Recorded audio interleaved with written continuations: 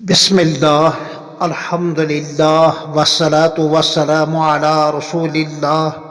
السلام علیکم ورحمۃ اللہ وبرکاتہ۔ واقعی معراج ایک عظیم نبوی معجزہ حقائق کی روشنی میں قسط نمبر 26۔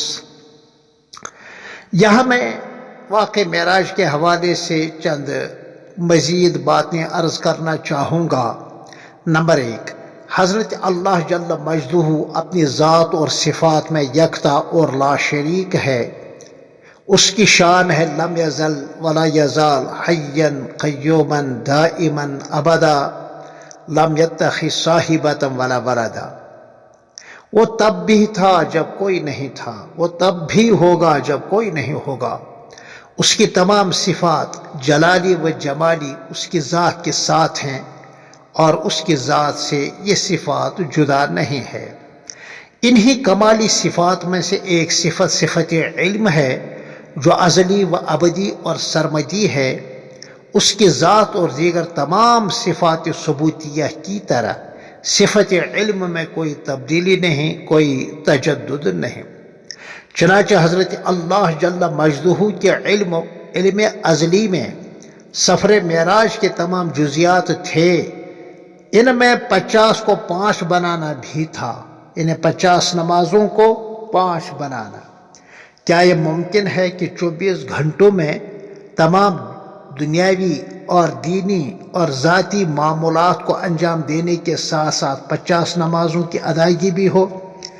لیکن مشیت الہی میں اپنے پیارے حبیب صلی اللہ علیہ وسلم کو بار بار ہم کلامی کا شرف عطا کرنا مقصود تھا۔ بار بار درخواست پیش کرنے کی عزت افزائی کرنا اور بار بار انہیں اپنی زیارت سے مستفید کرانا بھی تو مطلوب تھا۔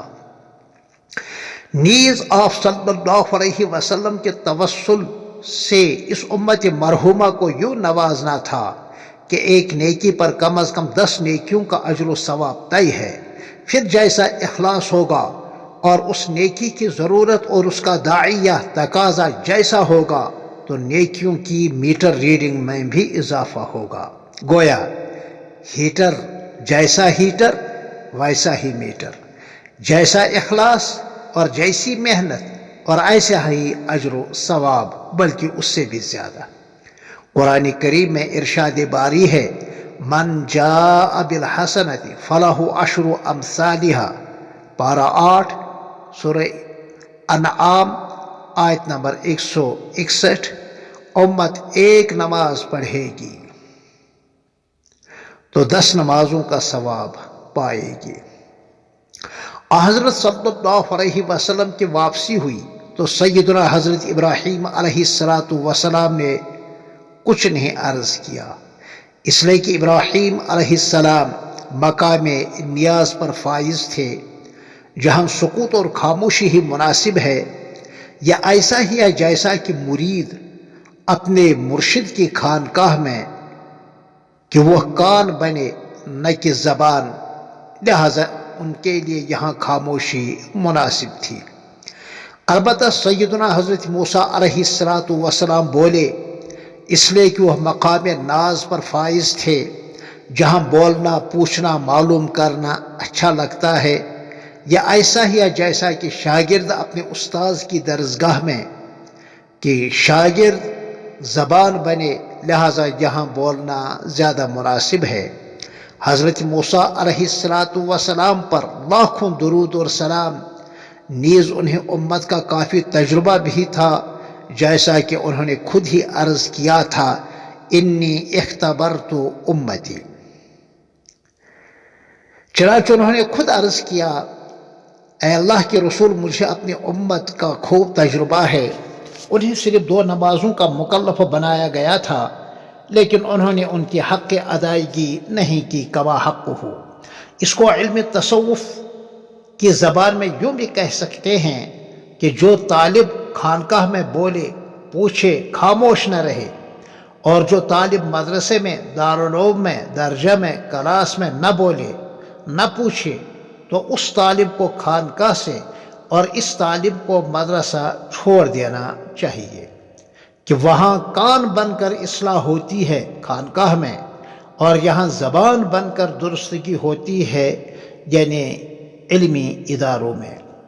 اس امت کے مزاج میں اعتدال ہے، مگر بوجہ لا علمی یا کم علمی یا جذباتیت یا مختلف وجوہات کی بنا پر امت میں عقید توحید، محبت رسول، اتباع سنن و پیروی آباء و اجداد وغیرہ امور میں بہت زیادہ غلو ہے۔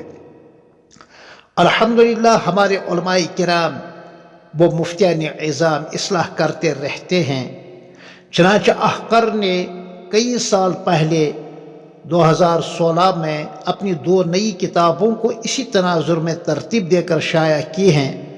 پڑھے لکھے حضرات سے کافی ہمت افزائی مل رہی ہے۔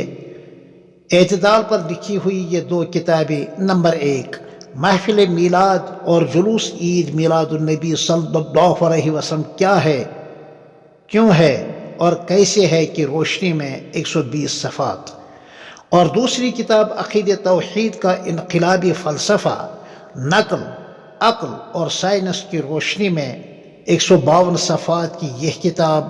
الحمدللہ ان دونوں کتابوں کے حوالے سے آپ حضرات کو علماء دیوبند کے عقائد اور اعمال میں وہی توازن اور اعتدال ملے گا جو اسلام کا مزاج ہے، اور ساتھ ہی ساتھ بہت سارے شبہات کا جواب بھی ان کتابوں میں۔ پھر ملتے ہیں اسی عنوان کے تحت قسط نمبر 27 میں۔ تب تک کے لیے السلام علیکم ورحمۃ اللہ وبرکاتہ۔